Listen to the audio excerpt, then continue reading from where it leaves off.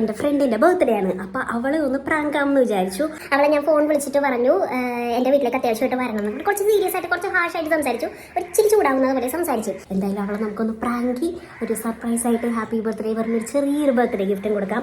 അപ്പോൾ ആളെത്തിയിട്ടുണ്ട് കേട്ടോ. പുറത്ത് വന്ന് കോളിംഗ് ബെല്ല് അടിച്ച് അപ്പോഴേക്കും ക്യാമറ സെറ്റ് ചെയ്തിട്ട് ഞാൻ പോകണിട്ട് ഡോറ് തുറക്കാൻ. അപ്പോൾ ഞാൻ അവളെ ഫോണിൽ വിളിച്ചിട്ട് പറഞ്ഞു എനിക്കൊരു കാര്യം അത്യാവശ്യമായിട്ട് സംസാരിക്കാനുണ്ട്, വീട്ടിലേക്ക് വരണം എന്നുള്ളത് മാത്രമാണ് പറഞ്ഞത്. വേറെ എന്താ കാര്യം ടോപ്പിക് എന്താണെന്നൊന്നും പറഞ്ഞിട്ടുണ്ടായില്ല. അപ്പോൾ വന്ന് കയറിയ ഉടനെ അവൾ ചോദിച്ചു എന്താ കാര്യമാണോ എന്ന് ചോദിച്ചു.